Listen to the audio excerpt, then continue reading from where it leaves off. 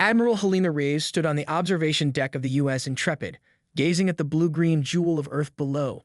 50 years of Council membership had transformed humanity from a single-planet species into a flourishing, multi-world civilization. 17 colonies, prosperous trade routes, and technological advancements that previous generations could only dream of, all gifts of joining the Galactic Council. Admiral, her XO's voice cracked through the calm. Unidentified ships entering Earth orbit, massive energy signatures. They'd bypassed the outer defense grid without authorization. Hail them, Reyes ordered, already moving toward the bridge. A cold knot formed in her stomach as the massive silhouettes of Council arbitrator vessels emerged from translunar space. Those ships were only deployed for military interventions or they're broadcasting on all frequencies, Admiral Communications Officer Patel reported as Reyes entered the bridge. Message reads, by unanimous decision of the Inner Circle, humanity is called to judgment. Resistance will accelerate sentence execution. Judgment? For what crime? Reyes demanded. The comm screens remained silent, the Council ships maintaining position. Get me to Secretary General. Now. Before Patel could respond, proximity alarms blared. More Council ships were appearing, not just around Earth, but near every human colony, according to the quantum relay data streaming in. Admiral. Lieutenant Commander Yoshida shouted from the tactical station. Energy buildup in the planetary defense fields. Reyes felt her blood turn to ice. The planetary defense fields, Council gifts installed on every human world to protect against cosmic threats. They're not defensive shields, she whispered, understanding dawning like a terrible sunrise. On the view screens, the blue-white energy fields that had encircled human settlements for decades began to contract. Where they touched buildings, vaporization was instantaneous. In New York, Tokyo, Nairobi, New Beijing, the fields cut through urban centers like surgical instruments, leaving nothing but ash. Get me a secure channel to all U.S. vessels, Reyes ordered, her voice steady despite the horror unfolding before her. Authorization Omega-7 Delta. As millions died below, Reyes accessed classified files that only a handful of humans knew existed. 3 years ago, anomalies in the Council's defense field algorithms had triggered an investigation by Earth's intelligence services. What they found was buried deep in highly classified archives, evidence that the massacre had been encoded into the defense field's programming since their installation, decades before humans ever joined the Council. This is Admiral Reyes to all U.S. ships, she broadcast. Initiate Protocol Dark Harbor. The Council has betrayed us. The defense fields are weapons. I repeat, the defense fields air.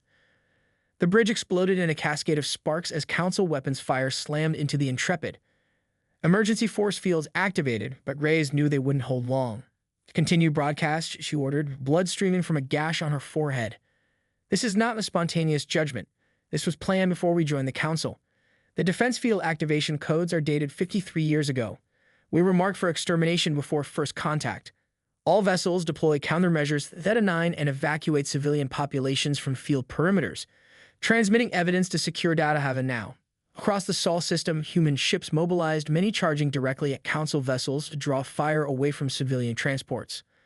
Others launched desperate attempts to disrupt the contracting death fields using experimental technologies that had been developed in secret by those who never fully trusted the Council. 200 kilometers beneath the Pacific Ocean, in a facility unknown even to most Earth governments, Dr. Elias Chen received Admiral Reyes' final transmission before the Intrepid disintegrated under concentrated fire.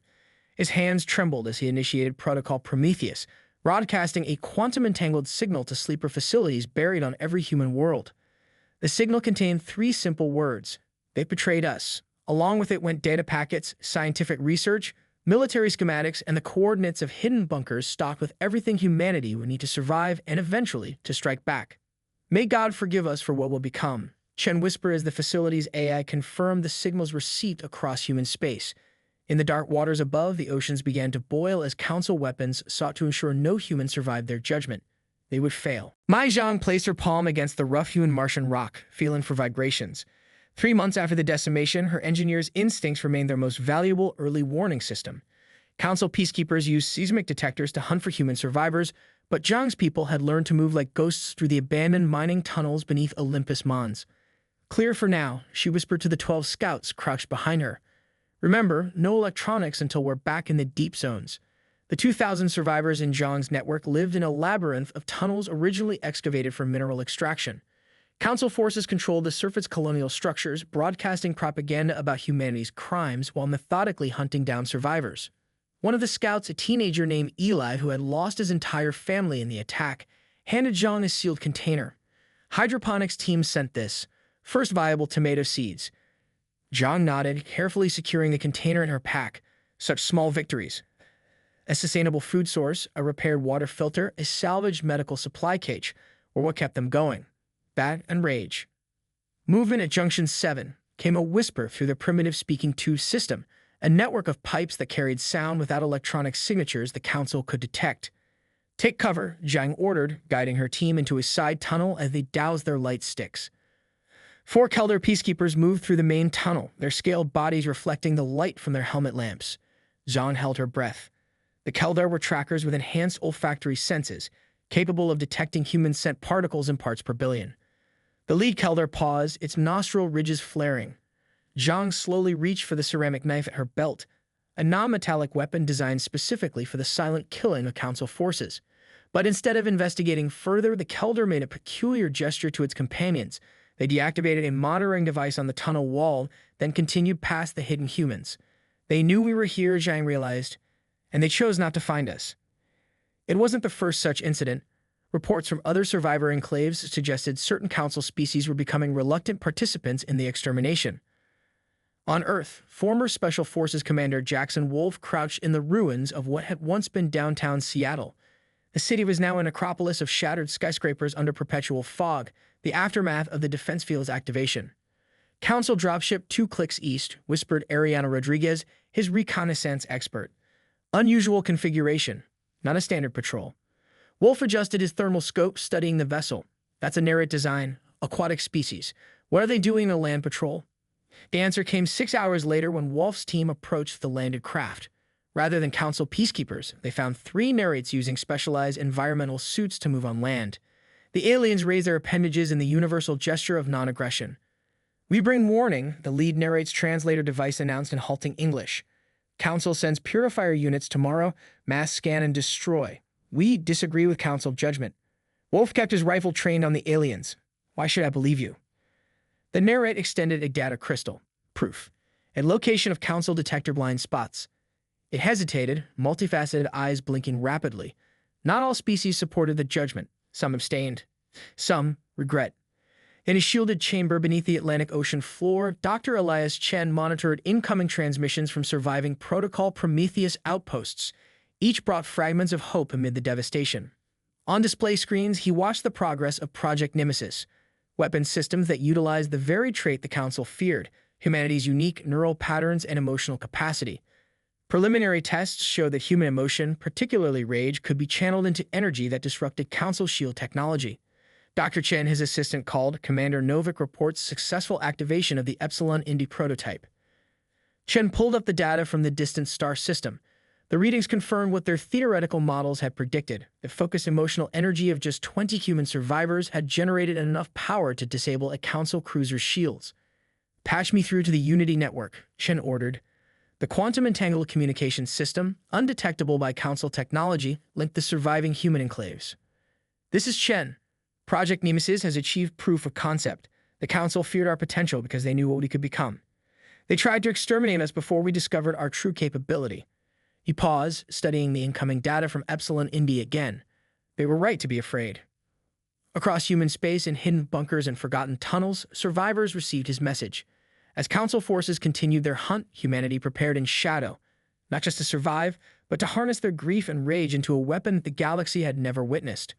What the Council called evolutionary deviance, humanity would soon reveal as their salvation. The quantum entangled network flickered to life, projecting holographic avatars of 17 representatives into a virtual chamber. Some appeared from bunkers deep within Earth's crust, others from hidden asteroid bases or subterranean colonial refuges. 8 months after the decimation, the surviving leaders of humanity gathered in what they called the Parliament of Ashes. Dr. Elias Chen's avatar stood at the center, his face haggard from months of sleepless work. Thank you all for risking this connection. Even with quantum entanglement, maintaining this network risks detection. Better to die fighting than hiding, growled General Santos of the Ta City Resistance. His colony had lost 80% of its population in the initial attack. My people can't survive another winter in these conditions. None of us can merely survive indefinitely, agreed Governor Amara Okafor of the Europa colonies. Her avatar flickered. Their power supplies were failing beneath Europa's ice. We need more than resistance. We need victory or extinction.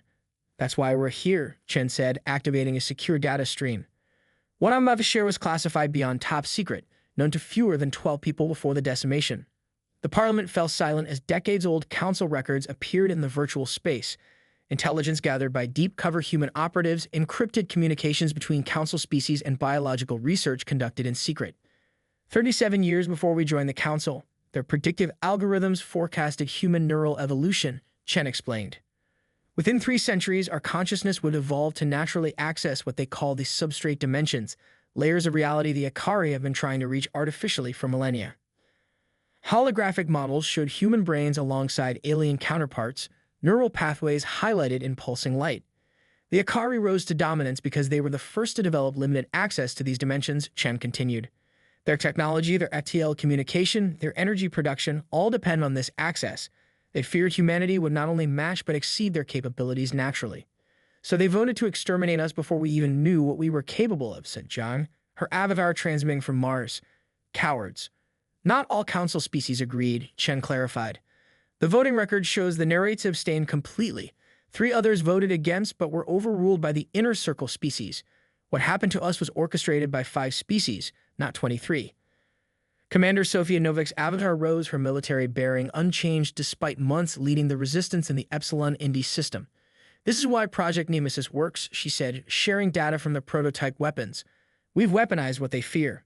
The parliament watched footage of human volunteers connected to crystalline devices, their emotional states monitored as energy surged through the systems. Rage, grief, determination. These emotions generated wave patterns that, when focused, could penetrate council shield technology. The second-generation prototypes can be used by individual soldiers, Novik explained. We've confirmed they're effective against council armor and ship shields. We've begun production in 3 hidden facilities. The parliament erupted in urgent discussion, hope kindling for the first time since the decimation. Alia Kwan, representing the Mu Sydney survivors, raised her hand for attention. We've discovered something else, she said, her voice quiet but firm. Council unity is fracturing. The Volith have withdrawn their engineering corps from 3 sectors. She displayed footage smuggled from a council outpost showing the insectoid Volith dismantling equipment they had installed. Their hivemans have calculated that the council's actions violate universal ethical algorithms. They predict their own species will eventually face similar treatment. Then we have potential allies, Wolf's avatar noted from Earth, and targets for liberation propaganda. The parliament deliberated for 6 hours, voting on strategies, resource allocation, and military objectives. When they finished, a unified resistance plan had emerged, not just to survive, but to dismantle the council and bring those responsible to justice. As the session ended, Chen activated a broadcast system they had secretly installed within the council's own communication network. Across thousands of worlds throughout the Orion Arm, on every frequency and communication device, a single message appeared. We did not start this war, but we will end it. To those who ordered our extinction, your judgment comes. To those who stood aside, your redemption awaits in action. To those who help us, you built the future of this galaxy. The Parliament of Ash is adjourned, its members returning to their resistance cells with renewed purpose. The days of merely surviving were over.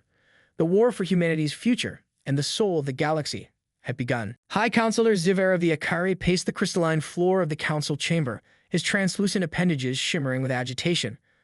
1 year after the implementation of Judgment Protocol 7 Alpha against the humans, the operation that should have been a swift extinction had evolved into the greatest crisis the Council had faced in millennia. Another supply convoy lost in the Procyon sector, reported Security Director Kaleth, her faceted eyes dimming with concern.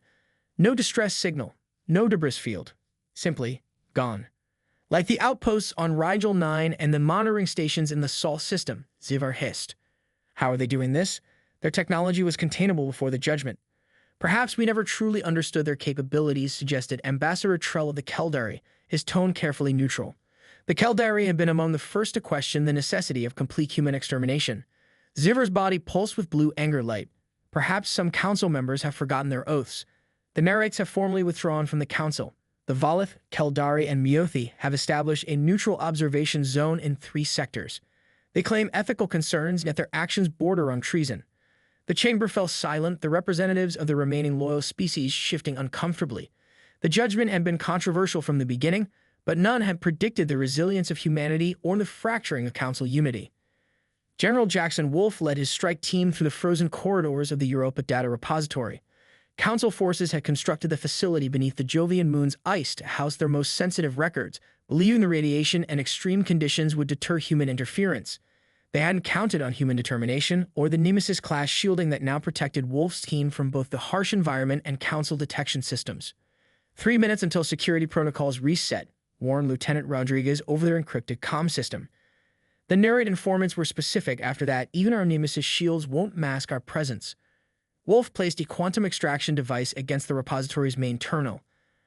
Unlike conventional data theft, which required downloading information, the device created a quantum entanglement between the repository and a receiver in Chen's laboratory, allowing instantaneous transfer of the entire database.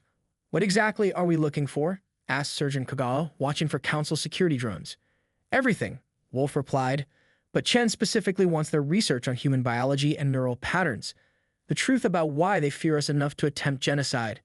The device pulsed blue, then green. Transfer complete. As they prepared to extract, Wolf's enhanced hearing caught the distinctive hum of Council energy weapons powering up. "Contact imminent," he warned.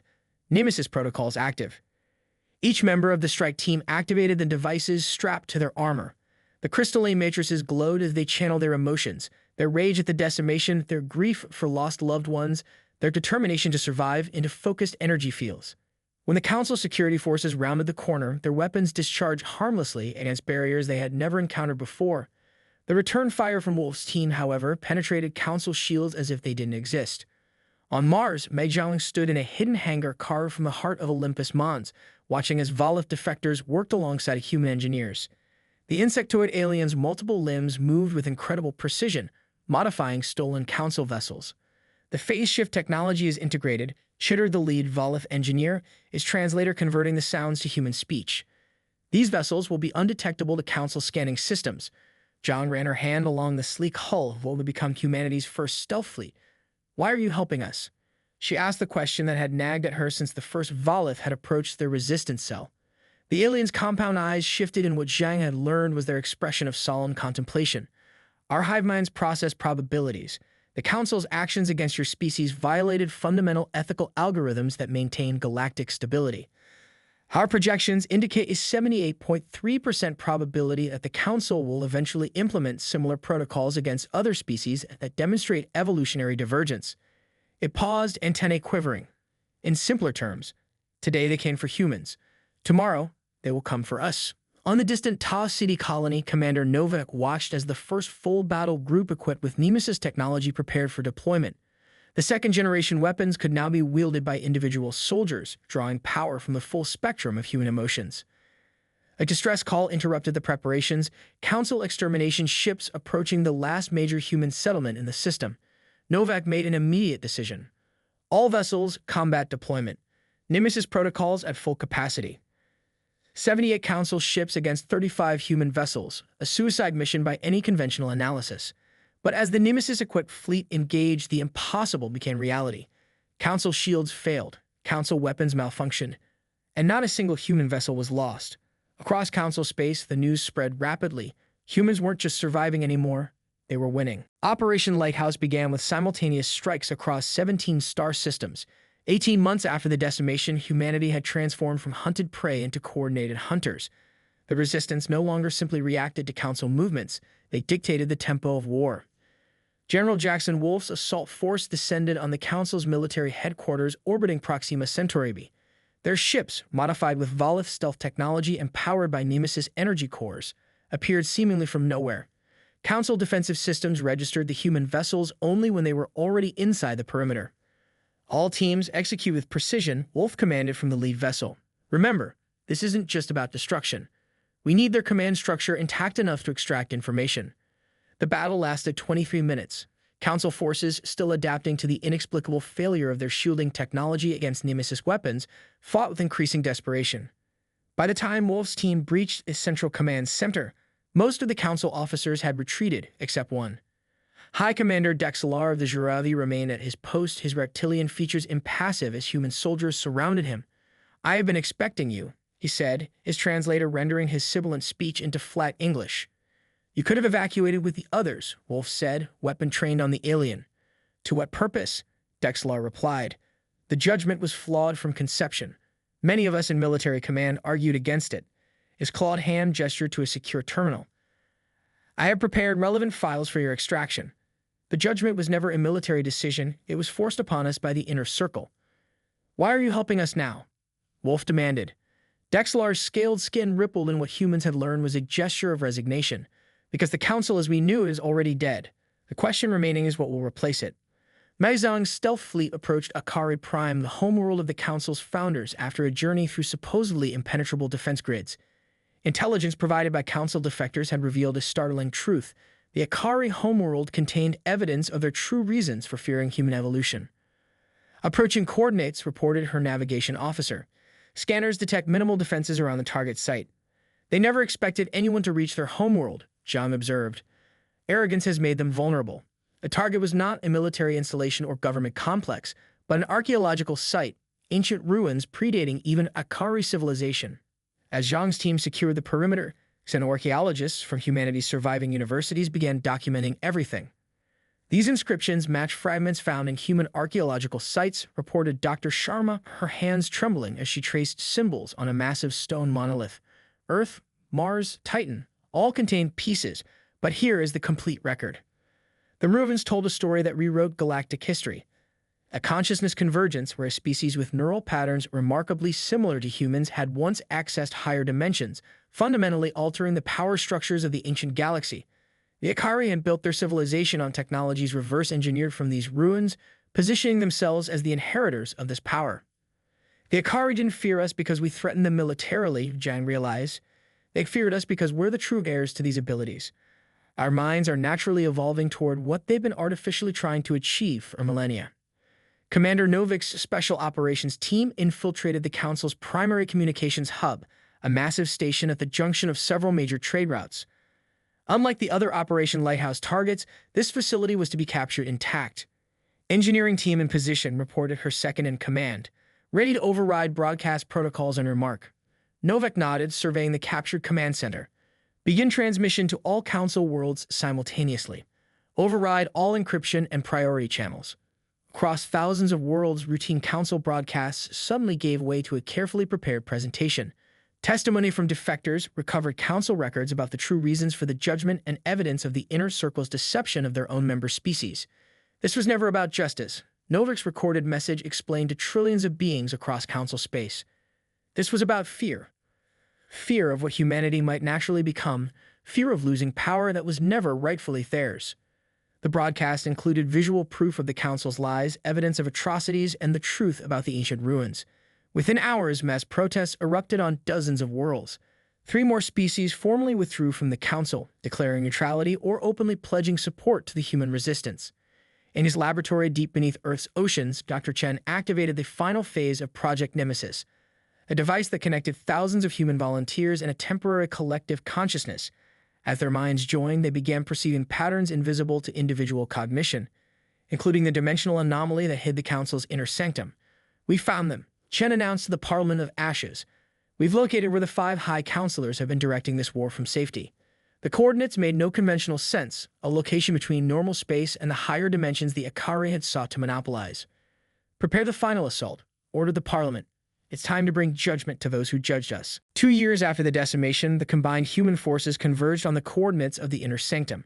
The fleet was an unprecedented coalition.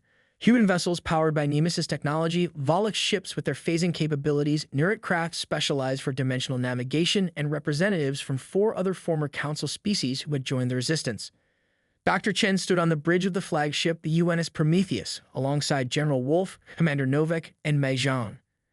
Together, they represented the 4 pillars of humanity's survival: knowledge, strength, strategy, and adaptation. The dimensional barrier is exactly as the ancient text described, Chen said, studying the readings. The Akari didn't invent this technology. They discovered it, just as they discovered the predictive algorithms that foresaw humanity's potential. The barrier appeared as a shimmering distortion in space, invisible to conventional sensors but glowing with strange energy in Nemesis-enhanced scans. Breaching it would require technology developed by Zhang's engineers, powered by the collective consciousness aspect of Project Nemesis. 3,000 volunteers are ready, Novik reported, each connected to the Nemesis network, focusing their consciousness on creating the dimensional aperture. Zhang checked the final modifications to the lead vessels. The Volith engineers confirm our ships can maintain structural integrity during the transition. Wolf's expression remained grim. And once we're through, we'll be in their inner sanctum, Shen replied. The place from which the 5 high counselors have directed this genocide from safety. Our intelligence suggests they've been there since before the decimation began. The order was given. Across the fleet, human volunteers connected to the Nemesis network focused their minds as one, their collective consciousness creating a pattern that resonated with the dimensional barrier. The boundary between realities shimmered, then parted like a curtain. The fleet passed through into a space that defied conventional physics, a pocket dimension where the laws of space and time bent to the will of its creators. At its center floated an enormous station, a crystalline structure that pulsed with energy harvested from multiple realities.